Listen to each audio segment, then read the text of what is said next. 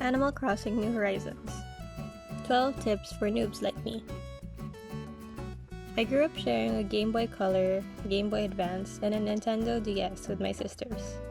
We each had 1 hour of game time, and the only Pokemon game I remember ever finishing was Ruby Red. At my last convention, I remember adding people on Pokemon Go because I didn't have Sword and Shield yet. I thanked anyone that bought from my booth because they were adding to my Nintendo Switch fund. At the end of last year, Louie and I got a Switch as an early Christmas present and also for Pokemon Sword and Shield. I'm happy we got it then because the price gouge has been so real since then. Anyway, when I was finally finishing Pokemon Sword, I saw the Nintendo Direct for Animal Crossing. I honestly don't remember ever seeing Animal Crossing before. After that Direct, I noticed everyone on Facebook and Instagram, I didn't have Twitter, was going crazy about it. Tom Nook and the Nooklings looked too damn cute for me not to get it, and the idea of an island getaway was perfect for these stressful times. Even though I avoided getting the game digitally until Louie pushed me to buy it. Come March, I had my first Animal Crossing game, New Horizons. And I had created a Twitter account dedicated just for Animal Crossing. By the recording of this video, I've already unlocked terraforming and gotten 4 villager photos. But since there's a lot the game doesn't tell you, I put together some tips for any Animal Crossing noobs like me that are just starting out.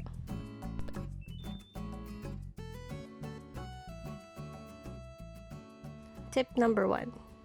Don't sell all your weeds. Ridding your island of weeds is the first of many tasks that Tom Nook will ask you to do. Don't sell them. Set those clumps aside or you'll regret it. I sold all of mine as soon as I could and regretted it when I got all the DIYs needing weeds. If you're not interested in crafting with weeds, wait for Leif to visit. He'll buy it at twice the price, 20 bells per clump. Tip number 2. I think I'm the only one that experienced this. You can't harvest cacao beans. You can't plant cacao trees, fan palms, yucca, or monsteras. I got a cacao tree from a balloon and I tried planting it. Probably the only one that ever did. I seriously thought I could be harvesting cacao beans and just nobody was talking about it. You can try to plant them, but they're purely decorative and totally just get your hopes up. Tip number 3. Look out for fishy shadows. Watch out for big scary fish with big shadows. You'll end up hating the sea bass, but large fishy shadows are totally worth stopping for, in case it's an oarfish or a calacat. Coelacanth.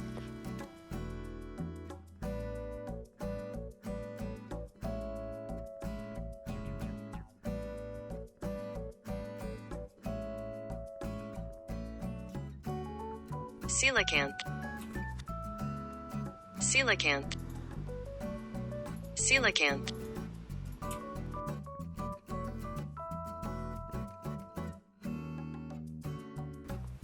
Also, fish all you can when it's raining. I caught 2 Coelacanth during the rain.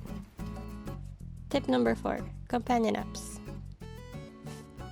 Companion apps are useful and not cheating. Just make sure you're still having fun. They help you get your dailies done and hook you up with players so you'll never go broke at the stock market and can collect all the DIYs you need. I use acnh guide developed by Pinoy Gene C.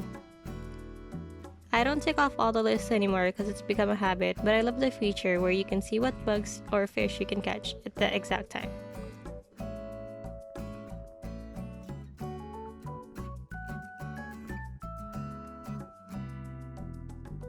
You can also keep track of your catalog and DIY items, and fossils and caught bugs.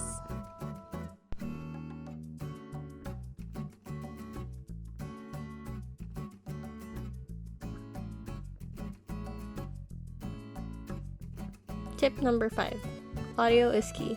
Play with earphones or your volume way up.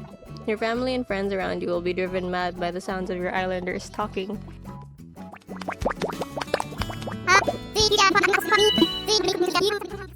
but it's hella useful for audio alerts for shooting stars, balloon gifts, and mole crickets.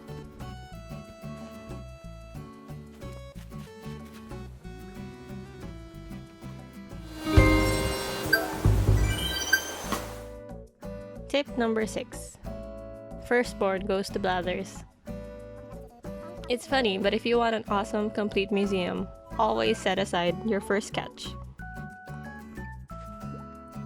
When you get that yes text box, place that bug near your museum or where you plan your museum to go, so you can donate them all together when Blathers arrives on your island. Tip number 7. Hoard while your island is still young and you have space. Set aside an area on your islands for hoarding fish and bugs. Add a few snapping turtle guards at the entrance to make sure other islanders don't dare enter. Your storage can only hold so much at the beginning, so personally, I'd reserve that for materials instead. Stash all your bugs here by placing item, and wait for CJ or Flick to visit your island. They buy bugs and fish at 1.5 times more than Nook's Granny, and both stay on your island until 5 AM, so you'll have plenty of time to sell your hoard and catch more to sell again.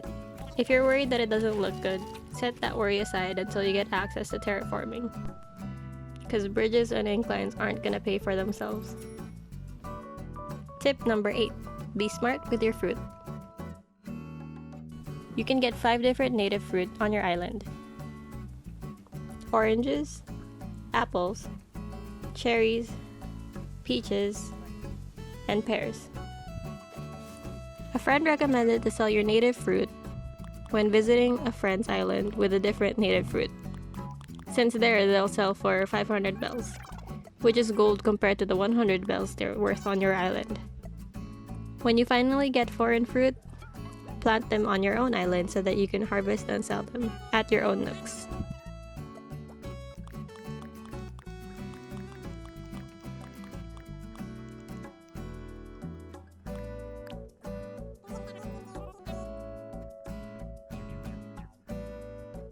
Tip number 9.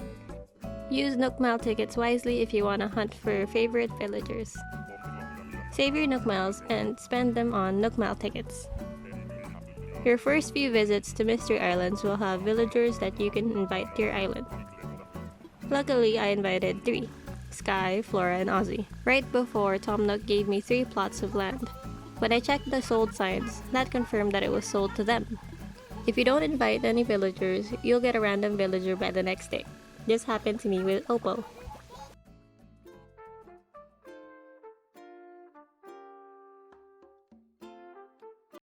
Tip number 10. Shooting stars can happen on cloudy nights. I spent my first few Celeste visits just watching the sky, and got no shooting stars. And I had my first meteor shower without Celeste visiting. Shooting stars can happen as long as the stars are bright and shiny.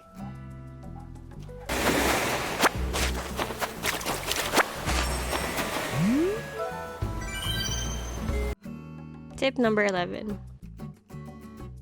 Music is fun to buy and hang on your wall, but you can also register it on music players in the game. The background music will change wherever that music player is. If you really like the song, you can buy 2 copies, one to register and one to display. Tip number 12. Medicine. If you get stung by wasps, and you will, you'll be rewarded with a Nook Miles achievement and a puffed up face. But don't get discouraged from shaking trees just because your island spawns 5 wasp trees daily. You also get 2 pieces of furniture from trees. The wasp nest can be made into medicine along with some weeds. Just talk to a villager and they'll tell you you're ugly, but they'll give you the medicine recipe. You can try catching the wasps by keeping a net in your hand while shaking trees. If the net falls out, just take a step away from the tree so you don't accidentally shake it, and then click A to catch them.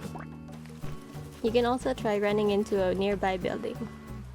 If you finally master catching wasps, you can sell them for 2,500 bells at Nooks or 3,000 bells if you wait for Flick. Other useful vocab you should know when talking to your friends. TT is time travel. No judgment if you time travel, but this is when you change the time on your Switch to jump back and forth through time. Careful when time traveling with turnips. Personally, I don't time travel because it's too scary for me, but I hear that if you time travel backwards, your turnips rot. So make sure you don't have turnips when time traveling. Kata, catalog, and touchscreen. This is when you literally hold an item for a second in your pocket, so it registers in your Nook shopping catalog. Then you drop that leaf, and then you'll be able to order it through your Nook stock. So during catalog parties, it's common courtesy to clear your inventory before visiting to make sure you don't accidentally take anything home with you. Then you just go through the leaves and pick it up and drop it, one by one. Bonus! If you pay off all your debt to Tom Nook, you'll be able to have unlimited customizations on your house.